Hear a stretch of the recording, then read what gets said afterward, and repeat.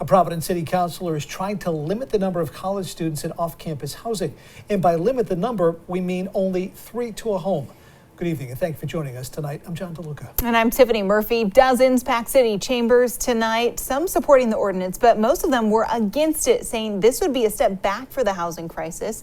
ABC 6 News reporter Daniel Coates was at the ordinance committee meeting tonight. He joins us live outside of City Hall. Daniel? Yeah, Tiffany, and the majority of those who were at City Hall that's just behind me now were students themselves who were either living off campus or plan to live off campus. And before they gave testimony tonight, I asked them what the implications may be if this ordinance is passed. And they told me that they fear for their social and economic futures. Drunkenness, parties, trash, rats, mattresses in the backyard.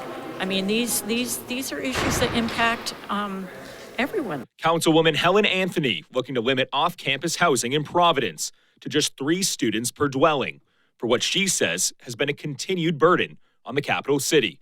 There are residential dwellings that are converted to student dorms. Overcrowded, overpacked, possibly unsafe. The ordinance now in front of a council committee with a packed city council chamber Wednesday evening, eager to share their support, but mostly disapproval of the ordinance, primarily local students who say this would change their college experience. If you only have really 3 people, 4 people living in a house, there's not much that goes on there. There's a lot of space. People will be very secluded from each other. It's not changing the size of the house. Just because there are fewer people living there doesn't mean there's going to be fewer parties. If anything, there's more space to throw even larger parties. Attorney Dylan Conley, alongside many others who gave testimony Wednesday, fear past the college experience, this will skyrocket housing prices. By restricting the number of college students that can live together, it doesn't get rid of college students. They're still in town. They are still going to be renting.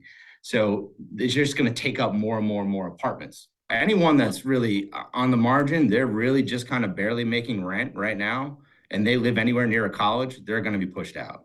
Councilwoman Anthony responding to hours of testimony against the ordinance. 2-family, it would be 6 students, and a 3-family, 9 students. There's certainly something to be looked at in terms of the sprawl issue, but honestly, I don't think it's anything unreasonable that we're asking for.